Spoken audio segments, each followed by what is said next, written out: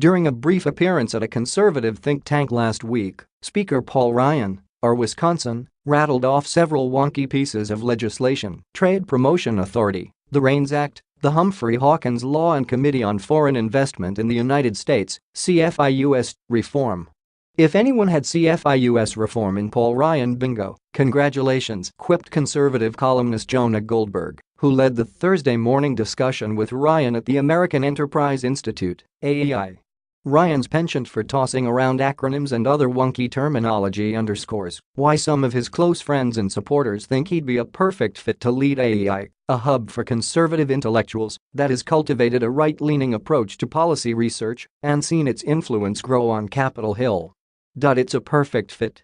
Paul would be extraordinary, said former House Energy and Commerce Committee Chairman Fred Upton, R. Michigan, who has served alongside Ryan in Congress for nearly 20 years and is friends with several AEI board members. That's always been my thought, that this would be a landing spot for Paul because he is a policy wonk. He knows all these people and would continue the mission of AEI. AEI would be a very nice fit for him, added Rep.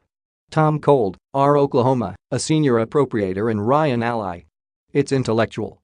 Right up his alley. The parallel retirements of Ryan and AEI's longtime president, Arthur Brooks, has triggered rampant speculation on and off Capitol Hill that the outgoing speaker could succeed one of Washington's most celebrated conservative thinkers. Ryan is cut from the same cloth as his longtime friend, who is more of a happy warrior than a go-to-the-mat ideological bomb thrower. For his part, Ryan isn't participating in any speculation about his future. He says he's completely focused on helping Republicans retain the majority in the November midterms, namely by touting the 2017 tax cuts package and other GOP accomplishments under President Trump. Speaker Ryan is running through the tape this year and not focused on his next chapter at this time, his spokeswoman, Ashley Strong, said in a statement. Brooks, whom sources spotted making the rounds on Capitol Hill recently, was unavailable for an interview for this story. AEI officials declined to comment on any specific Ryan rumors but have launched a national search committee to find Brooks' replacement and seem to be in no hurry. Brooks, 54, a former Syracuse University professor, has led the organization for the past decade.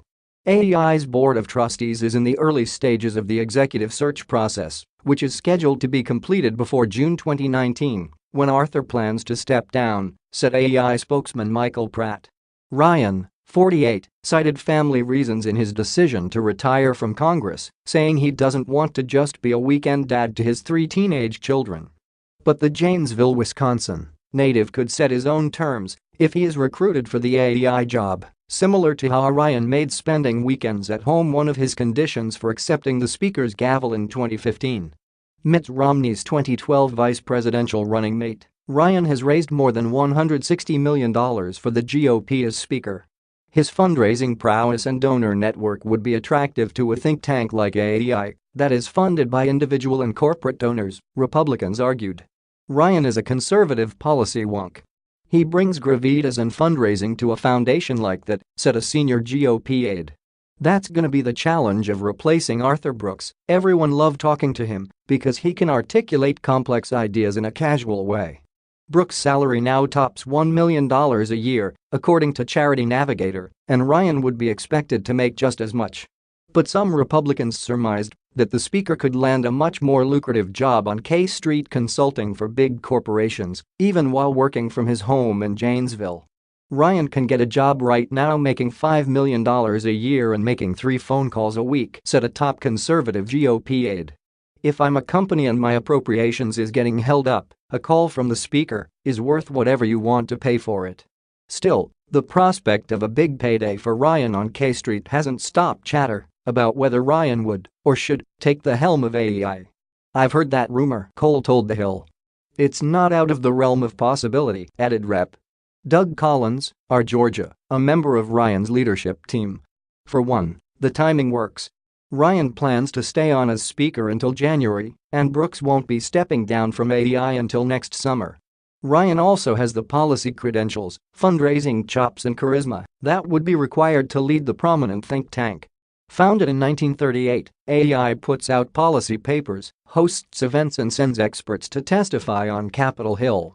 The think tank has helped inform conservative thinking on a range of policy issues for decades, including limited government, economics and social welfare, but AEI does not take official institutional positions.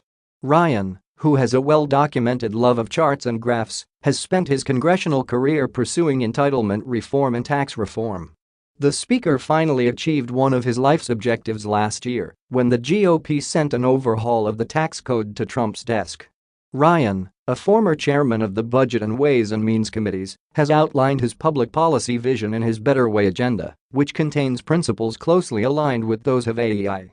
AEI is a terrific think tank, they truly are the premier think tank that there is. Arthur's shoes are big to fill, Upton said. In my view, Paul would be the best. But I've not had discussions with anybody about that. If Ryan landed at AEI, his DC journey would come full circle. Shortly after arriving in Washington in the early 1990s, he landed a job at Empower America, a conservative advocacy group founded by former presidential candidate Jack Kemp and former Education Secretary Bill Bennett. Kemp and Bennett would become two of Ryan's most influential political mentors. The position at the DC-based think tank also would keep Ryan in the political game should the former VP candidate consider a presidential bid down the road. At Thursday's AEI event, Ryan said he didn't have all the answers about how Republicans could combat the alt-right, nationalist movement that has crept into the grand old party. But he acknowledged that he'd have more time to contemplate and solve issues after he steps down from the speakership. "I look forward to having time to think about this stuff," he said. "How do we get the core back? How do we get back to classical liberalism properly understood in the 21st century so that we can relegate this stuff to the ash heap it belongs to?" Ryan is also appealing in academic circles, and some lawmakers are even clamoring to have him land in their home states. Cole said he floated Ryan to be the president of the University of Oklahoma. But after the school inquired, Ryan said he wasn't interested, according to Cole. "I hate to see him leave, but I want to see him go, do what he wants to do," Cole said. "He would be fabulous at anything he's gonna do."